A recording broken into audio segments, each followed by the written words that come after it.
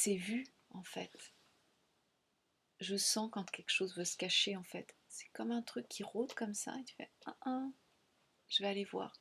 Moi je m'échappe plus, j'ai plus envie de m'échapper.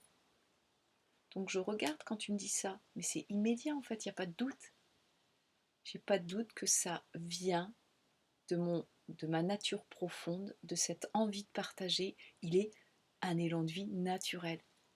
Et que j'ai même pas eu l'attente de dire, même si ça passe dans ma conscience, je vois les pensées passer, mais je les agrippe pas, tu vois. Oh, il faut que j'aide. Non, je veux aider personne. Il y a un élan naturel à partager, et puis accompagner comme ça se présente, je dis bien.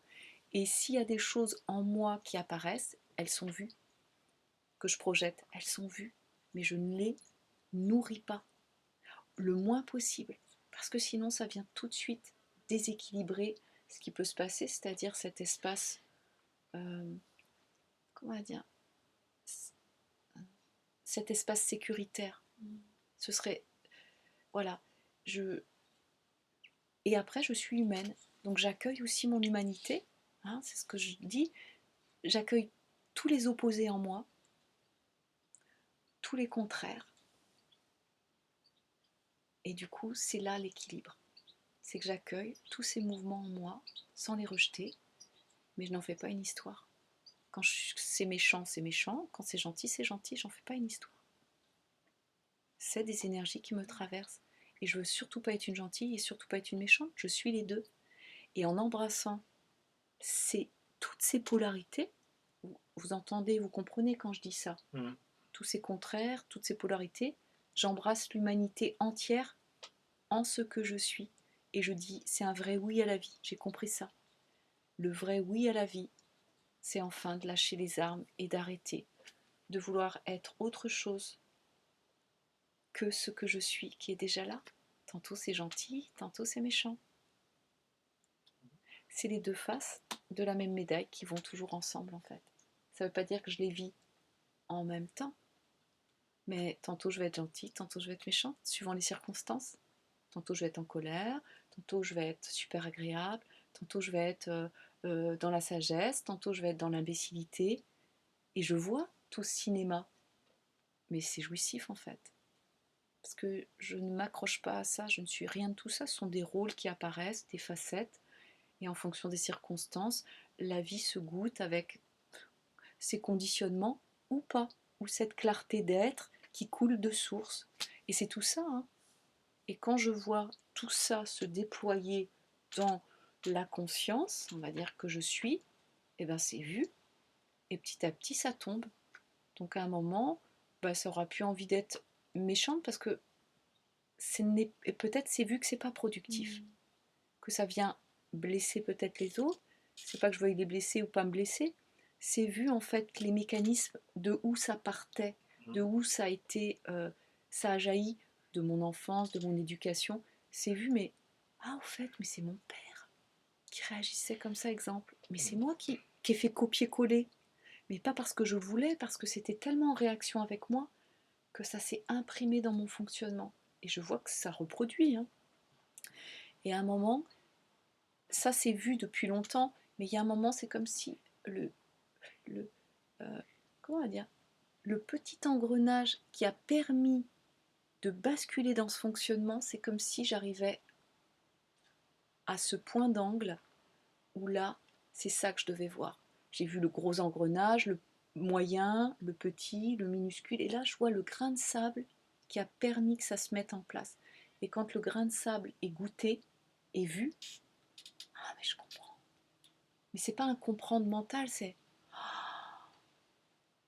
yeah. Et là ça fait ça.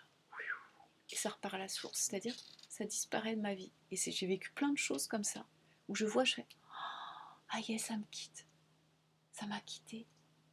La paix arrive, un espace, tu vois, il y a un espace de vie qui peut recirculer en moi. Et hop, et un de plus. Mais sans le vouloir. C'est juste le voir qui permet, avec les difficultés, les inconforts dans le corps, hein, que ça peut générer, hein, et puis des fois dans la tête, ça fait des nœuds. Mais petit à petit, tout ça, ça se démantèle, c'est vu. Et du coup, ça laisse de l'espace pour vivre humainement cette vie, tranquillement, avec les hauts, les bas, les vagues qui arrivent, et c'est ça la beauté en fait, ça m'éclabousse de plus en plus de beauté en fait, de voir juste ça, cette création, de l'existence qui me traverse, simplement, tu vois, comme de voir un bon film au cinéma, ou un film où c'est pas facile, un film où c'est pas facile, hein. Ouais, ben, je rentre en compassion avec l'actrice du film, je rentre vraiment en compassion de plus en plus, parce que je dis, waouh, dis-donc, elle s'est mise dans sa sale drap, à cause de pensées, de croyances, ben, que j'ai cru dures comme des pensées qui passent, quoi. Ouais, là tu devrais rester, tu vas voir, tu vas t'en débarrasser, tu vas t'éveiller. Non, tu vas rien faire du tout, là, tu retardes le moment de te rencontrer, en fait. Et c'est cru, ça a été cru plein de fois. Ouais, il faut que je lâche, il faut que j'observe toutes mes pensées, que je contrôle tout ce qui se passe en moi. C'était devenu, au début, invivable de se mettre cette pression énorme juste pour découvrir que je suis déjà ce que je suis et vraiment le réaliser, le reconnaître et après que ça se réalise. Ça, cette réalité, nouvelle réalité qui est déjà là, c'est la seule qui ait jamais existé en fait. Et que je sais que c'est mon identité d'origine. Et puis après tout le reste, mon humanité se greffe dessus, mais c'est mon identité source qui est là en permanence, divine, hein, on l'appelle comme on veut après. Ça vous parle quand je... Voilà. C'est ta vraie nature, en fait. Ouais, mais qui n'est pas personnel, qui est l'impersonnel de tout ce qui est là, en fait. Tout vient de la source. Cette source qui est pas écartelée. Donald Walsh, il dit dans Conversation avec Dieu, il n'y a qu'une seule âme. Vous avez lu ça? Oui, je me souviens. À un moment, il révèle dans le 3e tome, en fait, il n'y a qu'une seule âme. Et quand j'ai écouté ça, je savais que c'était vrai, mais mon mental disait, je ne peux pas le croire maintenant, je demande à voir, mais je savais que c'était vrai. C'était tellement improbable, c'était impensable qu'il n'y ait qu'une seule âme. Oh là là, moi je me suis pris pour quelqu'un, j'ai mon âme personnelle, comment ça une seule âme? Oh là, ça voudrait dire qu'il n'y a qu'une seule personne qui pense, enfin, ça crée des mondes. Voilà. Et je savais que c'était vrai. Je savais intimement que c'était ça. Et j'ai dit, je sentais la peur et tout ce que ça occasionnait, je disais, ça va laisser le temps. Il y a comme cette sagesse qui disait, cette part divine qui disait, laisse le temps de découvrir ça, que ça s'installe à sa façon. Et je ne savais pas que ça allait prendre cette forme-là, bien sûr. Et voilà, c'est troublant comment sur notre chemin personnel, des livres apparaissent, des rencontres, et on commence à comprendre, ça s'éclaire, ça s'éclaire, ça s'éclaire, ça s'éclaire. De plus en plus parce que la vie se veut libre à travers nous. Elle veut se goûter pleinement, avec tout ce qui est dans la vie, mais pleinement. Quand elle est malade, elle veut être malade et goûter pleinement je suis malade. Quand elle est en bonne santé, c'est ça. Quand je suis joyeux, c'est la vie veut se goûter joyeux à 100%. Et quand la personne n'est pas bien, le goût de pas être bien veut se goûter à 100%. La vie veut tout goûter. Et nous, on goûte à peine et on dit oh non, non, ça fait mal, je veux pas y rentrer, non, non, ça fait 20 ans, 40 ans, je veux pas ressentir ça. Et en fait, c'est contre-productif, mais on ne le sait pas. C'est pas dans cette direction. C'est vraiment de goûter à tout ce qui est du agréable au pas du tout agréable, humainement, et de l'inconfortable au confort. Et en fait, en ne sélectionnant plus, en ne contrôlant plus quand ça fait mal, ça ne veut pas dire de ne pas changer de situation, mais ça se fait naturellement. Il n'y a plus quelqu'un avec la pensée qui dit ah non, non, il faut que je reste là, je vais découvrir quelque chose, mais là, tu es en train de te prendre 4 baffes, l'autre, il est en train de te... Et tout ça, les pensées, je me respecte pas, là, oui, mais là, si je reste, l'autre, il va m'aimer, tous ces compromis entre soi et soi, en fait, c'est de plus en plus mis en lumière, en fait. C'est ça qui est merveilleux. C'est plus je commence à goûter à ces espaces de paix, on va dire comme ça, même si c'est pas ça, à cette paix que je suis, ben, petit à petit, il y a un goût de reviens-y en fait. La vie, elle a un goût de reviens-y, et on le sait. comme tu as exprimé tout à l'heure, Audrey, c'est un goût de reviens-y, tu vas à Lourdes, touc, tu sens le truc, après il se passe des choses complètement magiques, et puis pof, ça se referme, on ne sait pas quand, comment, pof, ça se referme, pof, on ne s'aperçoit pas qu'en fait on vient d'agripper tout un champ de pensée qui nous ramène dans la consistance de je suis quelqu'un. Et en fait, tout ce qu'on n'a pas vu, c'est qu'avant, on se sentait complètement libre, sans avoir de limite, mais on ne le conscientise pas, et que c'est notre vraie nature. Ce goût de la vie, c'est notre vraie nature. Ça part de notre vraie nature. Et comme on ne le réalise pas, on replonge incessamment dans une boucle de je me prends pour quelqu'un, il y a mon histoire personnelle qui est importante, toutes ces histoires, c'est l'histoire de ma vie, et tout le reste. Et on crée notre monde comme ça, et ça tourne en boucle depuis des millénaires, hein, on voit bien, enfin depuis que l'homme... voilà. Et avec toutes ces histoires, ben ça tourne, hein, ça tourne.